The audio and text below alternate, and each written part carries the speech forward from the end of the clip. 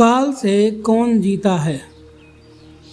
मानव जीवन में समय, परिस्थिति और स्थान की बड़ी भूमिका अदा करते हैं। कई बार जो कुछ भी घटित होना होता है उसी के अनुरूप परिस्थितियां बनती चली जाती हैं। कलयुग में एक ही चक्रवर्ती सम्राट हुए हैं और वो थे सम्राट विक्रमादित्य। उनके नाम पर भारतवर्ष में विक्रम संवत की शुरुआत हुई थी। विक्रमादित्य एक बहुत ही पराक्रमी, विद्वान, कुशल, प्रजापालक, धर्मज्ञ एवं परोपकारी राजा थे। राजा विक्रमादित्य अपनी प्रजा को पुत्रवत प्यार करते थे तथा रात्रि में वेश बदलकर अपनी प्रजा के हालत और कुशल क्षेम जानने के लिए नगर भ्रमण हेतु निकल जाया करते थे। एक बार यूं ही राजा विक्रमादित्य वेश बदलकर देर रात्रि में नगर भ्रमण हेतु निकले। भ्रमण करते करते अमृत वेला का समय हो गया। पांव फटने लगे थे। भोर के इस समय राजा विक्रमादित्य नगर की परिक्रमा वाले मार्ग से गुजर रहे थे। मार्ग के दूसरी ओर घना जंगल प्रारंभ हो जाता था। अचानक राजा ने देखा कि एक नौजवान लकड़हारा कंधे पर कुल्हाड़ी लिए जंगल में प्रवेश कर गया और लकड़ी काटने के लिए एक ऊंचे वृक्ष पर चढ़ गया। तत्काल ही राजा विक्रमादित्य ने देखा कि एक भयानक रीछ दौड़ा दौड़ा आया और उसी वृक्ष पर चढ़ने लगा जिस पर वह नौजवान लकड़हारा लकड़ी काट रहा था। रीछ को वृक्ष पर चढ़ते देख राजा को बड़ा अचंभा हुआ, क्योंकि रीछ तो वृक्ष पर कभी नहीं चढ़ सकता था। उस नौजवान लकड़हारे ने जब रीछ को अपनी ओर आते देखा तो उसके हाथ पांव फूल गए। भय के कारण उसके हाथ से वृक्ष की टहनी छूट गई और पृथ्वी पर गिरकर उसके प्राण पखेरु उड़ गए। तब रीछ वृक्ष से नीचे उतरा और राजा को देखते ही उसने एक सुंदर लड़की का रूप धारण कर लिया और जंगल के समीप ही स्थित एक कुएं की जगत अर्थात मुंडेर पर जाकर बैठ गई। राजा दूर खड़ा कौतूहल से यह सब देख रहा था और सोच रहा था कि यह लड़की बना हुआ रीछ अब क्या करेगा। थोड़ी ही देर में राजा के दो सिपाही जो रात्रि गश्त पर थे उधर आ निकले और इत्तेफाक से दोनों सिपाही आपस में सगे भाई थे। छोटे भाई की नज़र जब कुएं की मुंडेर पर बैठी उस सुंदर लड़की पर पड़ी तो बड़े भाई से बोला, देखो भाई, कितनी सुंदर लड़की बैठी है। मेरा मन कर रहा है कि मैं इससे विवाह कर लूं। बड़ा भाई बोला, बड़े भाई के होते हुए छोटा भाई कैसे विवाह कर सकता है। बड़ा होने के नाते पहले मेरी बारी है, इसलिए इससे विवाह तो मैं ही करूँगा। तब छोटा भाई बोला, इसे पहले मैंने देखा है, इसलिए इससे विवाह तो मैं ही करूँगा। तब बड़ा भाई बोलता है कि हम तो व्यर्थ में ही झगड़ रहे हैं, क्यों ना हम इस लड़की से ही पूछ लें। यह हम दोनों में से जिसे पसंद करेगी वही इस लड़की से विवाह कर लेगा। इस प्रकार आपस में निर्णय करके दोनों भाई उस लड़की के पास पहुँचे। बड़े भाई ने उस लड़की से प्रश्न किया, हे सुंदरी, आप कौन हो और यहाँ क्या कर रही हो। वह लड़की बोली, मैं पास ही के एक गांव में रहती हूँ और अपने पति की तलाश में निकली हूँ। छोटा भाई बोला, तुम्हारा पति कहाँ है? तुम चाहो तो उसे ढूंढने में हम तुम्हारी सहायता कर सकते हैं। तब वह लड़की बोली, अभी तो मैं कुंवारी हूँ और किसी योग्य वर की तलाश में निकली हूँ। तब छोटा भाई बोला, हम दोनों भाई भी अभी कुंवारे हैं। यदि तुम चाहो तो हम में से किसी एक से विवाह कर सकती हो। लड़की बोली, मैं तुम दोनों में से एक से विवाह कर लूँगी, परंतु मेरी एक शर्त है। दोनों भाई बोले, क्या शर्त है तुम्हारी? लड़की बोली, तुम दोनों में से जो भी अधिक बहादुर होगा मैं उसी से विवाह करूँगी। इतना सुनते ही दोनों भाई स्वयं को एक दूसरे से श्रेष्ठ करने की इच्छा रखते हुए आपस में युद्ध करने लगे।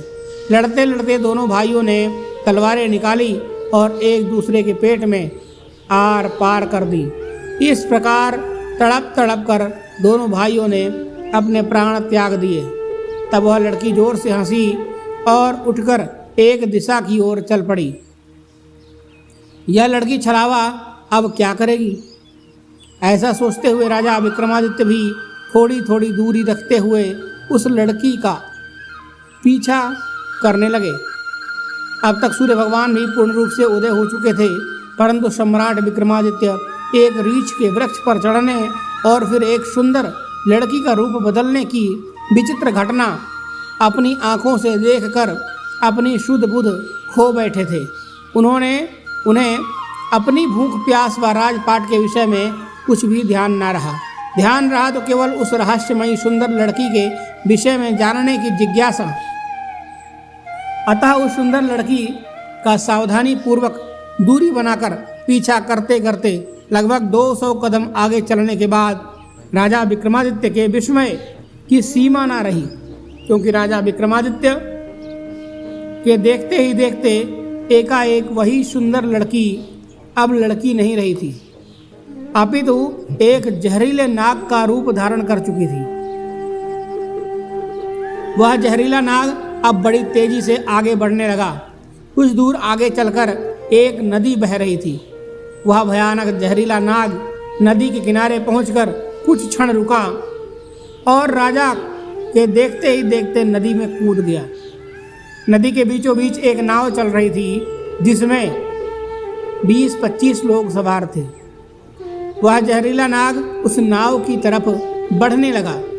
सम्राट विक्रमादित्य किनारे पर खड़े यह सब कुछ देख रहे थे। देखते ही देखते वह जहरीला नाग उस नाव में कूद गया। नाग पर नजर पड़ते ही नाव में भगदड़ मच गई और अपनी जान बचाने के लिए लोग नाव से पानी में कूद पड़े। उनमें से जो लोग तैरना जानते थे वो तो तैरकर नदी से बाहर निकल गए, और जो तैरना नहीं जानते थे वो सभी लोग पानी में डूबकर मर गए। थोड़ी देर के बाद वह नाग नदी से बाहर निकला और नदी के किनारे किनारे आगे बढ़ने लगा। सम्राट विक्रमादित्य उसके पीछे पीछे चलने लगे।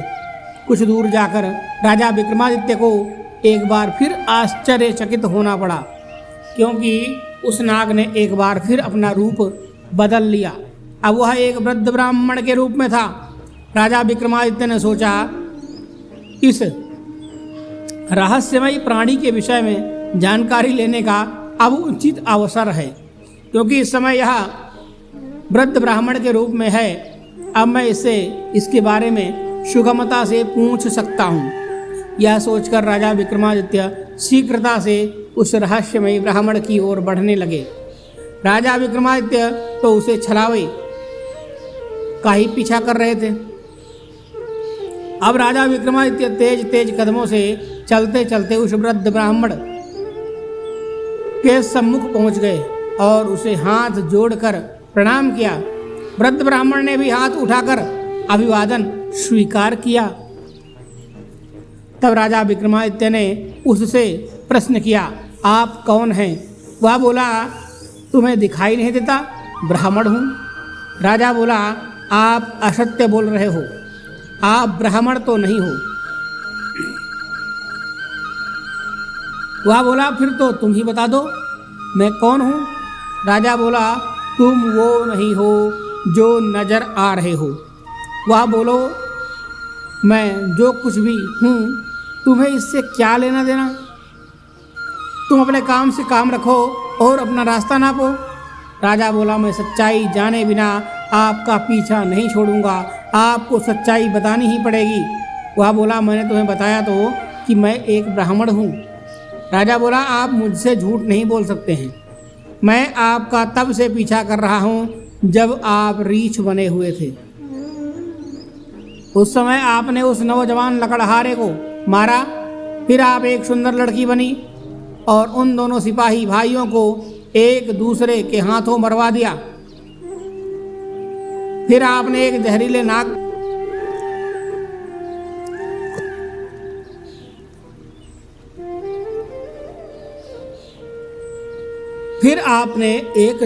नाग का रूप धारण करके नदी में छलांग लगा दी और नदी पार कर रही नाव में घुस गए और तुम्हारी दहशत के कारण नाव में सवार यात्रियों में भगदड़ मच गई।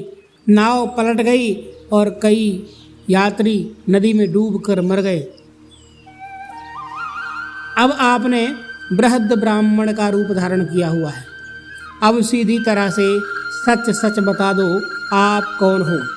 यह बोला, यदि ना बताऊं तो? यह सुनकर राजा ने अपनी तलवार निकाल ली और बोले, तो फिर मरने के लिए तैयार हो जाओ। तुम जानते नहीं, यह राजा विक्रमादित्य की नगरी है और मैं राजा का वफादार नौकर हूँ। इस धर्मात्मा राजा की नगरी में इतने लोगों की जान लेकर तुम जीवित बच नहीं सकते। अब मरने से पहले जल्दी से ये बता दो कि तुम कौन हो। राजा विक्रमादित्य की यह धमकी सुनकर वह वृद्ध ब्राह्मण जोर जोर से खिलखिलाकर हंस पड़ा और बोला, मैं जानता हूँ कि यह महाप्रतापी सम्राट विक्रमादित्य की राजधानी है और मैं यह भी जानता हूँ कि तुम ही विश्व प्रसिद्ध सम्राट विक्रमादित्य हो। फिर भी एक बात जान लो कि तुम मुझे नहीं मार सकते, बल्कि एक दिन ऐसा आएगा कि मैं ही तुम्हें मरने के लिए विवश कर दूंगा। उसके यह बोल सुनकर राजा विक्रमादित्य सोचने लगे कि जिसने इस वेश में भी मुझे पहचान लिया वह कोई छोटी मोटी हस्ती तो नहीं हो सकती। तो राजा थोड़े विनम्र होकर बोले, अब आपने मुझे पहचान ही लिया है तो कृपया आप बताएं कि आप वास्तव में कौन हो। मेरी जानने की जिज्ञासा है। तब वह ब्राह्मण बोला, किसी ने सत्य ही कहा है कि संसार में 4 प्रकार के हठ प्रसिद्ध हैं, राजहठ, बालहठ, त्रियाहठ और योगहठ। तुम राजा हो, राजहठ पर अड़े हो। बिना मेरी सच्चाई जाने तुम मानोगे नहीं, इसलिए मुझे बताना ही पड़ेगा कि मैं कौन हूँ। अतः राजन, आप ध्यान लगाकर सुनो कि मैं कौन हूँ और तुम्हारी राजधानी में क्यों आया हूँ। तब उस वृद्ध ब्राह्मण ने बताना शुरू किया, हे राजन, मैं तुम्हें बताता हूँ कि मैं कौन हूँ। दोस्तों, वीडियो को लाइक कर दीजिए, चैनल को भी सब्सक्राइब कर लीजिए। जो भी मैं बताऊंगा एक एक शब्द ध्यान लगाकर सुनना। मेरा नाम काल है। तुम जानते हो कि इस संसार में जितने भी प्राणी जन्म लेते हैं उनकी मृत्यु निश्चित है, इसलिए इस भूमि को मृत्युलोक भी कहा जाता है। जब प्राणी माता के गर्भ में आता है तो उसके पूर्णांग बनने के बाद आत्मा उसमें प्रवेश करती है, अर्थात वह सजीव हो उठता है। उसी समय उसकी मृत्यु का समय, स्थान और परिस्थिति अर्थात मृत्यु किस प्रकार से होगी यह भी विधाता की ओर से निश्चित कर दिया जाता है। राजन, तुम यह भी जानते हो कि दुनिया के हर प्राणी के जन्म मरण का लेखा जोखा चित्रगुप्त के पास में रहता है। जब भी किसी प्राणी की मृत्यु का समय आ जाता है तो वह धर्मराज को सूचित करते हैं। क्योंकि सभी प्राणियों की मुक्ति मृत्यु का विभाग भगवान शिव के पास है, अतः धर्मराज उस प्राणी को मृत्यु प्रदान करने की आज्ञा भगवान शिव से मांगते हैं। जब भगवान शिव आज्ञा दे देते हैं तो धर्मराज मुझे अर्थात काल को आज्ञा देते हैं। तब मैं मृत्युलोक अथवा पृथ्वी पर आता हूँ। मुझे यह पता होता है कि किस किस प्राणी की किस समय, किस स्थान पर और किस परिस्थिति में मृत्यु होगी। मैं उस प्राणी को निश्चित समय पर उसी स्थान पर लेकर जाता हूँ अथवा पहुँचा देता हूँ जहाँ पर उसकी मृत्यु लिखी हुई होती है अथवा निश्चित है। जिस प्रकार से उसकी मृत्यु लिखी गई है मैं उसी स्थान पर वैसी ही परिस्थितियाँ अथवा हालात बना देता हूँ। उस लकड़हारे को मैंने ही नहीं मारा। राजा विक्रमादित्य बोले, तुम फिर झूठ बोल रहे हो। मैंने स्वयं अपनी आंखों से देखा है कि तुम उस लकड़हारे की मृत्यु का कारण तुम ही थे। वृद्ध ब्राह्मण बोला, बेशक कारण मैं बना था, लेकिन सांसारिक लोग तो यही समझते हैं कि लकड़हारे की मृत्यु वृक्ष से गिरकर वृक्ष की टहनी टूटने के कारण हुई है और फिर मुझे तो मृत्युदेव धर्मराज के आदेश का पालन करना ही पड़ता है। उसकी मृत्यु वृक्ष पर से गिरने के कारण लिखी गई थी, इसलिए मैंने रीछ बनकर वैसी ही परिस्थितियां व हालात पैदा कर दिए। नहीं तो जरा सोचो, यदि असली रीछ होता तो क्या कभी पेड़ पर चढ़ पाता? कदापि नहीं, परंतु वह तो मैं था और मेरे लिए तो कुछ भी असंभव नहीं है। अगर उन सिपाही भाइयों की बात करें तो उनको भी मैंने नहीं मारा। उनकी मृत्यु एक दूसरे के हाथों लिखी थी, अतः उनके लिए मुझे सुंदर लड़की बनना पड़ा। नाव में सवार कुछ लोगों की मृत्यु पानी में डूबने से लिखी थी। इसके लिए मुझे भयानक नाग का रूप धारण करके वहाँ पर जाना पड़ा। राजन, मुझे लगता है कि अब तो आप अच्छी तरह समझ गए होंगे कि मैं कौन हूँ और तुम्हारी नगरी में क्यों आया था, और यह भी समझ गए होंगे समय, स्थान और परिस्थिति कि संसारिक प्राणी के जीवन में कितनी बड़ी भूमिका होती है। राजा विक्रमादित्य ने वृद्ध ब्राह्मण रूपी काल की बात बड़े ध्यान से सुनी और गंभीर हो गए। काल कहने लगा, हे राजन, अब मैं चलता हूँ। राजा विक्रमादित्य बोले, हे कालदेव, आपने मुझे बहुत ही अच्छी जानकारी दी है, इसके लिए मैं आपका बहुत ही आभार व्यक्त करता हूँ। कृपया जाने से पहले मेरे एक और प्रश्न का उत्तर देते जाइए। कालदेव बोले, पूछो, क्या पूछना चाहते हो? शीघ्र पूछो, मेरे पास इतना समय नहीं है। राजा विक्रमादित्य बोले, कृपा करके मुझे यह बताइए कि मेरी मृत्यु कब, किस स्थान पर और किस प्रकार से होगी। कालदेव बोले, हे राजन, मैं यह तो बता सकता हूँ कि तुम्हारी मृत्यु कहाँ और किस प्रकार से होगी, परंतु यह नहीं बता सकता कि तुम्हारी मृत्यु कब होगी। राजा विक्रमादित्य बोले, हे कालदेव, मृत्यु का समय बताने में आपको क्या आपत्ति है?